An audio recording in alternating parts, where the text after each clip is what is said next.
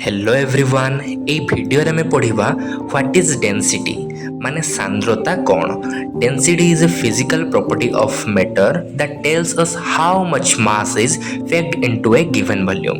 ता माने से कहूची जे सांद्रता हेउची पदार्थर एक भौतिक गुण जहाँ हमको कही थाए जे एक निर्दिष्ट आयतन रे केते वस्तु भर्ती होई रहिची। आको आउ टिके आसान बा सहज अर्थ रे बुझिबा। आमे गोटे जगह रे तेल नेले आउ गोटे जगह रे पानी नेले दुटा को जतलो मिक्स करबा देखिबा से तेलटा पानी ऊपर भासी बुलिबो।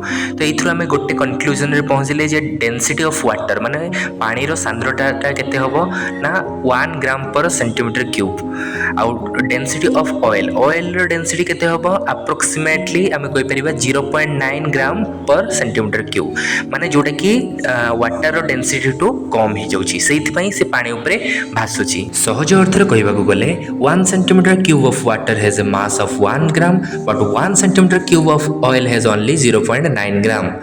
बुझिला ना से कौन कहला ना 1 सेंटीमीटर क्यूब पानी रो वस्तुत्व होची 1 ग्राम किंतु 1 सेंटीमीटर क्यूब तेल रो मास जदि कहबा 0.9 ग्राम। तो जानि पारछो तेलटा केते हल्का होची जदि हल्का होची तो से पानी ऊपर भासिबो। आशा करुछि जे डेंसिटी बा सांद्रता ऊपर तुमरो डाउट क्लियर हेतिबो। जदि एमितिका वीडियो चाहुछो तो निहाती भाବରେ चैनल को सब्सक्राइब करिवो ए वीडियो को लाइक करिकि निज सांग मान सहित शेयर करिवो। सबुठ दुखर कथा हेउछि तुम मान भितर बहुत पिला एमितिका अछंती जो माने कि चैनल को सब्सक्राइब करू नांती। तो निहाती भाବରେ चैनल को सब्सक्राइब करिवो। तुमको बहुत किछि नुवा नुवा जिंस विषय रे मु सिखाइबी।